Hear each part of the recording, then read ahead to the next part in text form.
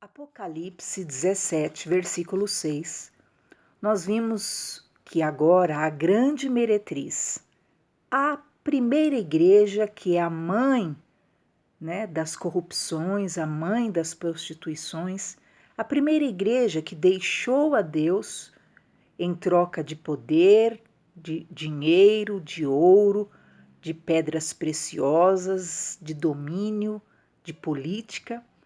Agora ela tem um cálice nas mãos e ela está embriagada de sangue, porque ela se torna responsável pela matança de milhares de cidadãos e diz que o sangue dos santos, de pessoas sem culpa, de pessoas justas, de pessoas que não haviam cometido crime algum, mas ela ordena a matança destes.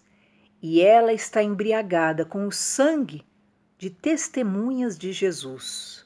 E nós vimos então, no vídeo passado, aquilo que foi todo o processo da Inquisição, que por acaso fora chamado os jesuítas para realmente radicalizá-lo e torná-lo real, efetivo na dominação, no poderio sobre as pessoas. Embora a Inquisição tenha alcançado seu apogeu no século XIII, as suas origens remontam ao século IV. O herege espanhol Prisciliano foi condenado à morte pelos bispos espanhóis no ano de 1385. E no século V, muitos casos de execuções de hereges na fogueira ou por estrangulamento. Em 1198, o Papa Inocêncio III liderou uma cruzada contra os albigenses, os hereges do sul da França, com execuções em massa. Em 1229, no Concílio de Toulouse, foi oficialmente criada a Inquisição, ou Tribunal do Santo Ofício, sob a liderança do Papa Gregório IX. Em 1252, o Papa Inocêncio IV publicou o documento intitulado A de Extirpanda, em que vociferou dizendo: os hereges devem ser esmagados como serpentes venenosas.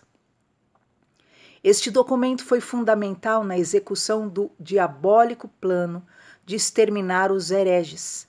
As autoridades civis, sob ameaça de excomunhão, no caso de recusa, eram ordenadas a queimar os hereges. O ad extirpanda foi renovado ou reforçado por vários papas nos anos seguintes. O Papa Alexandre IV fez isso no ano 1254 a 1261. O Papa Clemente IV fez isso no ano 1265 a 1268.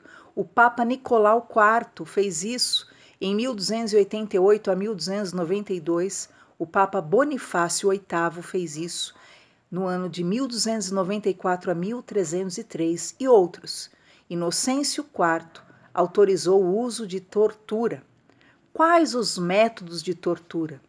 Por que João vê o sangue de justos nas mãos daquela igreja que se vendera, a grande meretriz? Por que João vê o sangue de testemunhas de Jesus? Por quê? Quais eram os métodos de tortura? Vamos ver algumas. É interessante, importantíssimo você conhecer e entender o porquê. Mas por que Deus trará tão grande juízo sobre essa igreja católica romana? Porque ela era a primeira igreja. Ela era a igreja primitiva e ela se torna a mãe das meretrizes. No livro das sentenças da Inquisição, o padre dominicano Bernardo Gui, do ano 1261 a 1331, um dos mais complexos teóricos da Inquisição, descreveu vários métodos para obter confissões dos acusados, inclusive o enfraquecimento das forças físicas do prisioneiro. Usava-se, dentre outros, os seguintes processos de tortura contra os hereges, ou seja, qualquer um que ousasse contrariar a palavra, o decreto do Papa, que se intitulou o quê? Infalível, que não erra, que não comete erro algum em suas decisões, e qualquer doutrina que criasse é porque assim Deus queria. O que ocorre? Algumas desses métodos de tortura: a manjedoura para deslocar as juntas do corpo, arrancavam as unhas. Queridos, eu não estou falando, de Farcs, eu não estou falando de terroristas, eu estou falando de ordens dadas por uma igreja, eu estou falando de ordens dadas por papas. Vocês viram que foi o Papa Inocêncio IV que autorizou o uso destas torturas. Ferro em brasa sobre várias partes do corpo, rolar o corpo sobre lâminas afiadas, uso de botas espanholas para esmagar as pernas e os pés, a Virgem de Ferro, um pequeno compartimento em forma humana, aparelhado com facas, que ao ser fechado dilacerava o corpo da vítima, suspensão violenta do corpo amarrado pelos pés, provocando deslocamento das juntas, chumbo derretido no ouvido e na boca, arrancar os olhos açoites com crueldade, forçar os hereges a pular de abismos para cima de paus pontiagudos, engolir pedaços do próprio corpo, excrementos e urina. A roda do despedaçamento funcionou na Inglaterra, na Holanda e Alemanha e destinava-se a triturar os corpos dos hereges. O balcão de estiramento era usado para desmembrar os corpos das vítimas.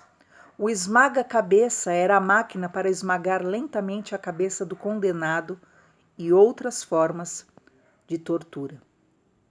Com a promessa de ir diretamente para o céu sem passagem pelo purgatório, muitos homens eram exortados pelos inquisidores para guerrearem contra os hereges.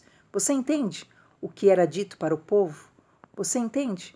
Olha, vindo da parte do Papa, quem matar um herege, quem entregar à prisão um herege, irá diretamente para o céu, sem nem passar pelo purgatório.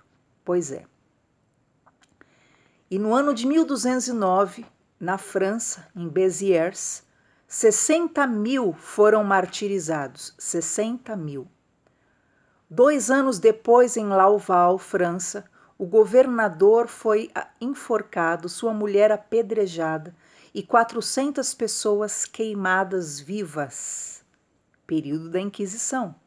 A carnificina se espalhou por outras cidades e milhares foram mortos. Conta-se que em um só dia 100 mil hereges foram vitimados. Percebe? Porque João vê as mãos da grande meretriz e a grande meretriz, embriagada pelo sangue de santos, pelo sangue de justos, pelo sangue de testemunhas de Jesus. Essas pessoas foram mortas simplesmente porque elas queriam ficar na Bíblia Sagrada. Elas queriam ficar com a Bíblia e não seguir após aqueles desvios doutrinários que estavam sendo inventados. Depois de acusados, os hereges tinham pouca chance de sobrevivência. Geralmente, as vítimas nem conheciam seus acusadores, que podiam ser homens, mulheres e até crianças. O processo era sumário, ou seja, rápido, sem formalidade, sem direito de defesa. Ao réu, a única alternativa era confessar e retratar-se, renunciar sua fé e aceitar o domínio e autoridade da Igreja Católica Romana. Os direitos de liberdade, de livre escolha, não eram respeitados. A Igreja de Roma, sob o pretexto de que detinha as chaves dos céus e do inferno e poderes para livrar as almas do purgatório e perdoar pecados, ela pretendia ser universal, dominar as nações mediante pressão sobre seus governantes e estabelecer seus domínios por todo o planeta. Assim, foi um tempo de crueldade e matança. A matança dos valdenenses. Um dos primeiros grupos organizados a serem atormentados foi os valdenenses. Eram chamados membros da seita chamado Pobres de Leão, fundada pelo mercador Pedro Valdo, por volta de 1170. Ele era inspirado na pobreza evangélica, repudiava a riqueza da Igreja Católica. O grupo, organizado por Pedro Valdo, um rico comerciante que tinha a todos os homens o direito de possuir a Bíblia traduzida na sua própria língua. Eles acreditavam que a Bíblia era a autoridade final para a fé e para a vida. Os valdenses se vestiam com simplicidade, contrapondo-se à luxúria dos sacerdotes católicos. Eles ministravam a ceia do Senhor, o batismo, e ordenavam leigos para a pregação e ministração dos sacramentos. O grupo tinha seu próprio clero, com bispos, sacerdotes, diáconos. Tal liberdade não era admitida pela Igreja Católica, porque não havia submissão ao Papa e aos seus ensinos. Os valdenses possuíam a Bíblia traduzida na sua língua materna, o que facilitava a pregação da palavra. Outros grupos sucumbiram diante das ameaças e castigos impostos pelos romanistas. Os valdenses, todavia, resistiram. Na escuridão das cavernas, cada versículo era copiado, lido e ensinado. Na Bíblia encontraram a luz, uma luz forte que inunda corpo, alma e espírito, uma luz chamada Jesus. Os valdenses foram certamente os primeiros a se unirem, se organizarem como igreja e formaram seu próprio clero e enviaram missionários para outras regiões na França e Itália, tudo com muito sacrifício e sob implacável perseguição. Essa liberdade de ação motivou os líderes romanos a adotarem medidas duras contra a seita. Uma bula papal classificou os valdenses como hereges e, como tal, condenados à morte. A única acusação contra eles era a de que tinham uma aparência de piedade e santidade que seduzia as ovelhas do verdadeiro aprisco, que os papas intitulavam que era só a Igreja Católica Apostólica Romana. Uma cruzada foi organizada contra esse povo santo. Como incentivo, a Igreja prometia perdão de todos os pecados aos que matassem um herege, anulava todos os contratos feitos em favor deles, dos valdenses, proibia a toda pessoa de dar-lhe qualquer auxílio e era permitido se apossar de suas propriedades por meio de violência. Não se sabe quantos valdenses morreram nas cruzadas. Sabemos, portanto, que esses obstinados cristãos fincaram os alicerces da reforma, que viria séculos depois. Nós vimos ontem o massacre de São Bartolomeu, que os católicos apelidaram de huguenotes. Era um modo de destratarem, né? Como hereges, heréticos, protestantes, cristãos novos, irmãos separados, era como eles chamavam os crentes. O massacre de São Bartolomeu, a noite de São Bartolomeu, ficou conhecido como a mais horrível entre as ações diabólicas de todos os séculos. Com a concordância do Papa Gregório XIII, o rei da França, IX, eliminou em poucos dias milhares de huguenotes. A matança iniciou-se na noite de 24 de 8 de 1572, em Paris, e estendeu-se em todas as cidades onde se encontravam protestantes. No livro Grande Conflito, declara-se que 70.000 foram mortos nesse massacre. E quando a notícia chegou a Roma, a alegria do clero não teve limites. O cardeal de Lorena recompensou o mensageiro que trouxe a notícia da matança com 1.000 coroas. O canhão de Santo Ângelo reboou em alegre salva. Os sinos dobraram em todos os campanários e o Papa Gregório XIII, acompanhado dos cardeais e outros dignatários eclesiásticos, foi em longa procissão à igreja de São Luís, onde o cardeal de Lorena cantou o Te Deum, um sacerdote falou daquele dia tão cheio de felicidade e regozijo, em que o Santíssimo Padre recebeu a notícia e foi um aparato solene dar graças a Deus e a São Luís pela morte dos huguenotes. Para comemorar tal matança e perpetuar na memória dos povos esse horrendo massacre, por ordem do Papa Gregório XIII, foi cunhada uma moeda onde se via a figura de um anjo com a espada numa mão e na outra uma cruz, diante de um grupo de horrorizados huguenotes. Nessa moeda comemorativa lia-se a seguinte inscrição: Hugonotorum Stanges, 1572, ou seja, a matança dos huguenotes, 1572. Em seu livro Os Piores Assassinos e Hereges da História, o historiador e pesquisador cearense Jeová Mendes, na página 238, registrou a fatídica morte de noite de São Bartolomeu. E ele diz: Papa Gregório XIII, em irreprimível ritmo acelerado, recrudescia o ódio contra os protestantes em rumo de um trágico desfecho. O cardeal de Lorena, com a aprovação e bênção pontífice de Gregório XIII, engendrou o mais horrível banho de sangue por motivos religiosos em toda a história da França ou de qualquer nação do mundo.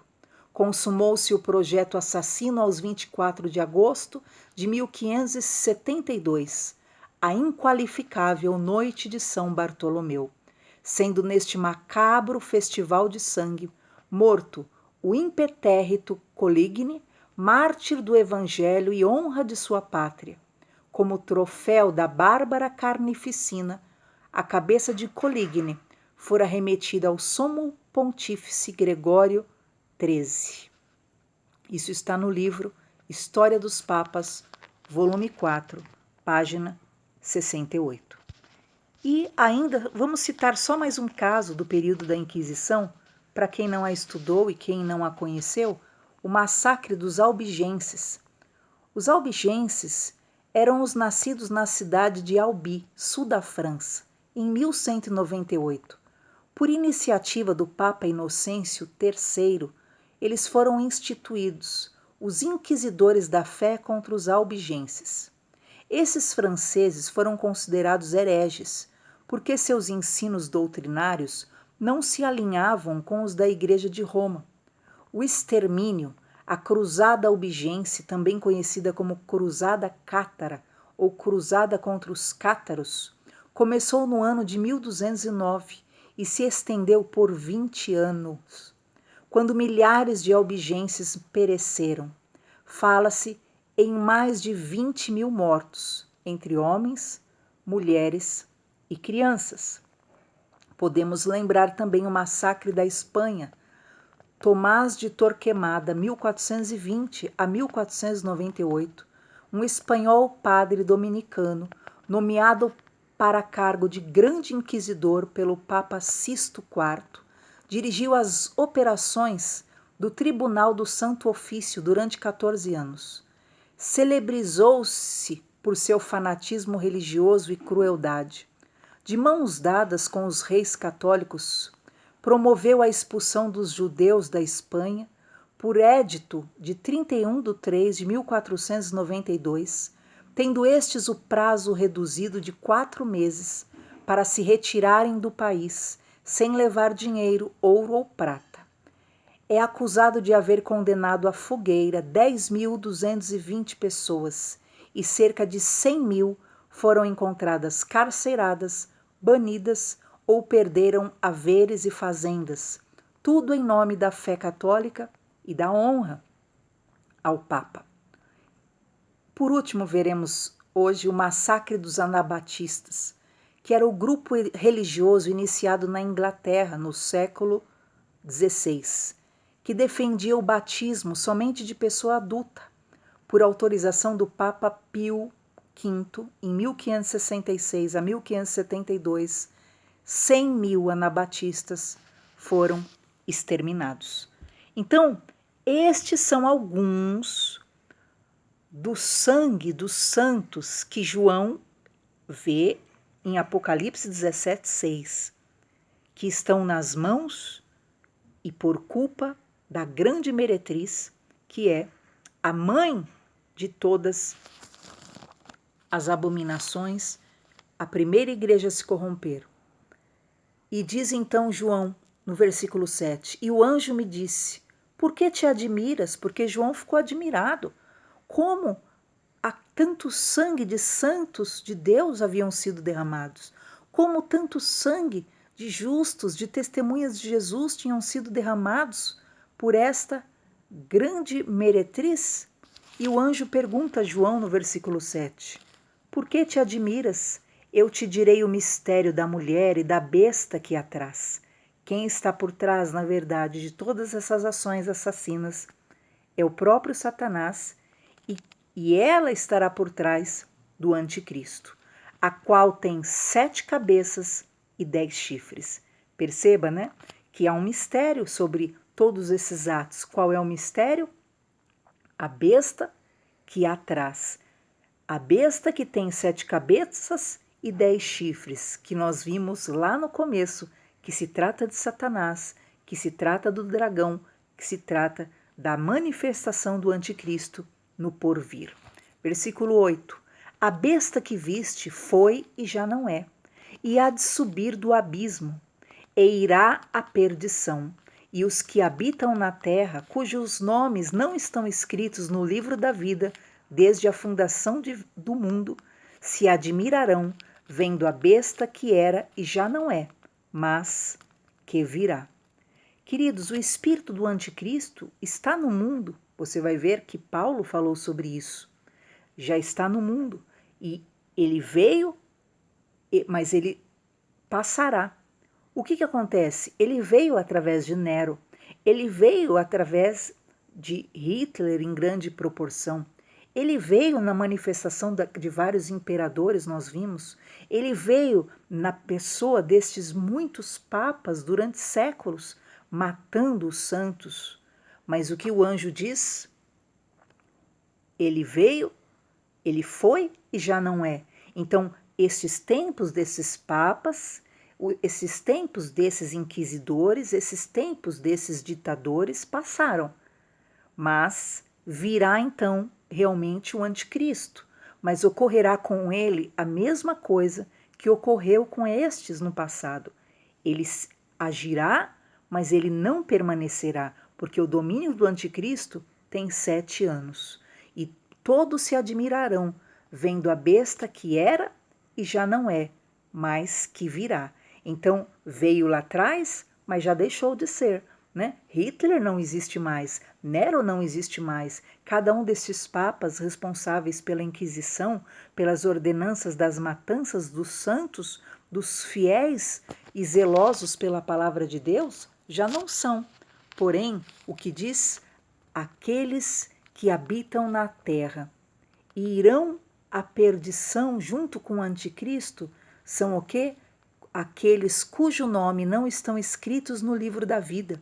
São pessoas que não entregaram a sua vida a Deus e entram em conivência, em acordo com tais ditadores. Vocês viram lá como os papas agiam?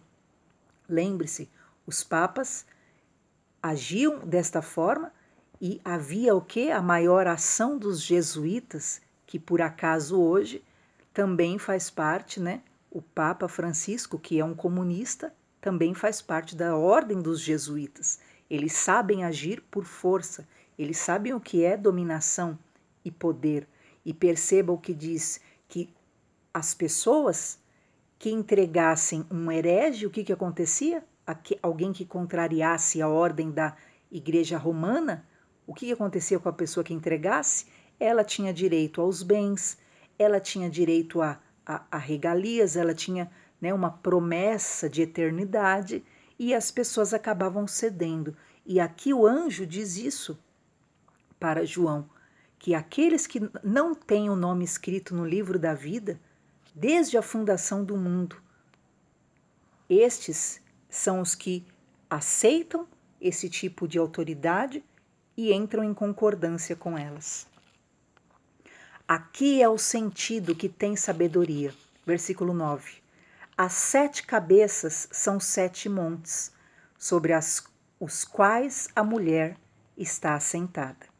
Procure ver um estudo sobre a Igreja Católica Apostólica Romana e você vai ver que ela está assentada sobre 7 montes. Faz parte da geografia de Roma, estes 7 montes sobre o qual a Igreja Católica Apostólica Romana está assentada. Então, queridos, muitos podem dizer, mas por que só ela? Há igrejas que cometeram e caem nesses mesmos erros que eles cometeram no passado, que vocês viram, né, de simonia, né, e várias circunstâncias tornaram uma empresa a igreja, mas você vai ver que o anjo do Senhor diz para João que ela é a mãe da a grande meretriz, é a mãe das prostituições. Tudo começou nela, ela é a primeira, né? Então, toda a igreja que vai por esse lado de desvio, ela é só uma consequência, na verdade, disso que lá atrás veio por herança dessa instituição que se afastou de Deus. Então, a Igreja Católica Apostólica Romana está sobre esses 7 montes assentada, quer dizer, colocada, ela existe nesse lugar geograficamente sob 7 montes. E são também 7 reis. 5 já caíram e um existe, outro ainda não é. E vindo, e quando vier convém que dure um pouco de tempo. Por que 5 reis caíram e um existe e outro ainda não chegou? Aqui também Roma é indicada. Naquela época tinham caído 5 impérios: o Egito, a Síria, a Babilônia, a Pérsia e a Grécia. E um estava dominando, que era Roma, e um estava para chegar, que era, na verdade, essa que é a grande meretriz, que é chamada de Babilônia. Então, isso é histórico, é notório, é geográfico. Roma está literalmente construída sobre 7 montes. Por isso que João vê e o anjo ali diz, explicando para ele, que ela está assentada sobre 7 montes. E no versículo 11 é dito a João, a besta que era e já não é ela também o 8º, e é dos 7, e vai à perdição. Como assim? Queridos, vocês lembram que o anticristo, ele é, né, um remendo de todos os impérios passados? Vocês lembram? Que ele, na verdade, né, ele traz um pedaço de cada império, ele traz um pedaço da Grécia, que é a intelectualidade, a frieza, ele traz um pedaço dos medo-persas, né? Ele é uma coxa de retalhos, né? A crueldade, a malignidade, né? A força, ele traz um pedaço da Babilônia, que é a sedução. Então, ele é, né? Faz parte daqueles impérios que passaram, mas ele vem como um novo império. Na visão do mundo, é um novo mundo, é uma nova era quando o anticristo vier, né? É um novo tempo, né? Só que, na verdade, ele faz parte daqueles impérios que passaram e já não são. Mas ele vem, na verdade, trazendo todas essas marcas, todo o lado negativo de dominação, como nós vimos. Assim como os jesuítas foram chamados para estabelecerem o Santo Ofício, a Inquisição, é lógico que quem estará, né, no poder não é, né, um João Paulo, né, que é alguém amoroso, que é alguém genuíno, verdadeiramente cristão. Não, seria um papa realmente jesuíta também, né? Então, se vier agora o estabelecimento do comunismo, né, ditatorial, do império do anticristo, ou vier daqui 1 ano, 2 anos, eu não acho que vai demorar muito. De qualquer forma, são os jesuítas que sabem o modus operandi realmente, né, da Inquisição, quer dizer, do ditatorialismo, daquilo que é a imposição da força, daquilo que são prisões e etc. Versículo 12. Os 10 chifres que viste são 10 reis, que ainda não receberam o reino, mas receberão poder como reis, por 1 hora, juntamente com a besta. Vocês lembram que nós falamos sobre isso, né? Sobre, né, o G10. Lembra que nós já comentamos com isso lá no comecinho, né? Sobre o G7. E nós falamos sobre aquilo que são as armas, que seriam as organizações internacionais, que são esse poder global. Como nós hoje entendemos aquilo que é, né, o poder global, né? Por exemplo, é uma OMS, né? Organização Mundial da Saúde. Ora, ela é só uma organização mundial, tá? Mas ela tem tanto poder que você viu que ela dá uma ordem lá e todos os países têm que se submeter. Então você vai ver que por um tempo essas 10 autoridades, é dito a João, eles ainda não vieram, mas eles virão. E eles terão o que? Autoridade por 1 hora. O que seria essa 1 hora? Pode ser 1 ano, né? Por 1 ano eles receberam essa autoridade mundial realmente para o quê? Fazerem aquilo que é a vontade do anticristo. Então, é um tempo que é dado a governos, aquilo que podem ser instituições internacionais, né, de dominação, de domínio sobre todo o mundo. A OMS deu uma ordem, todos os países tiveram que se ajoelhar e obedecê-la, né? E ela não tinha o que? Estrutura, nem conhecimento real algum de causa, né? Falar, não pode fazer isso, pode fazer isso. Não pode. Você vê que havia até um escárnio, né, nas decisões, tamanha incompetência, mas mesmo assim era mantido o que? O governo, o domínio sobre ela, e as nações tinham que obedecer. E assim será dado esse poder a essas 10, né, autoridades que dominarão ali por 1 hora, que simboliza o que? Um tempo, 1 ano, junto com o anticristo. Estes têm o mesmo intento e entregarão o seu poder e autoridade à besta. Que coisa, né? Por exemplo, a ONU, né? A OMS, que está submetida à ONU. Então, todos estes que terão esse poder de âmbito mundial, eles têm um mesmo intento, que é entregar o poder, o quê? Ao anticristo, que é entregar o poder, o quê? Aquele grande ditador que há de vir. Então, todas essas instituições trabalharão juntas. Deus está falando isso aqui na Bíblia, né? Tão real que você pensa que não está nem na Bíblia, está aqui, ó. Estes têm o mesmo intento e entregarão o poder à autoridade à besta. Então, tudo o que eles fazem é em prol de um governo mundial comunista, uma autoridade única, um governo mundial único, uma moeda única e entregarem o poder a uma só pessoa, que é o anticristo. Eles têm a mesma intenção, eles têm as ações arquitetadas com esta intenção de entregar tal autoridade.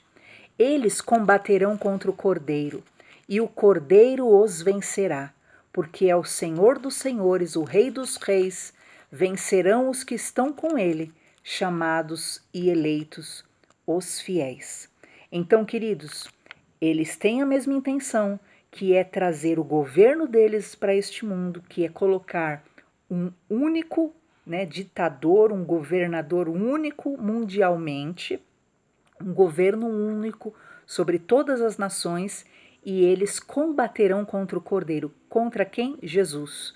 A intenção deles realmente é se voltar contra Deus, é o anticristo, é contra Cristo, contra tudo que envolve a doutrina de Deus, contra tudo que envolve aquilo que são os princípios divinos, contra tudo que envolve a ética, a moral. Então eles trabalham realmente contra Cristo. Eles combatem o Cordeiro, eles combatem Deus. Então, cada um desses decretos que são criados, né, é legalização de abortos, legalização de incestos, legalização de pedofilia, legalização, né, de tanta barbaridade nesse mundo, tudo isso é para o quê? Combater a Deus, combater a Cristo, Cordeiro e a palavra de Deus, porque mas Cristo os vencerá. Já é avisado para João. Eles se levantarão, eles têm um intento só, que é dar o poder ao anticristo.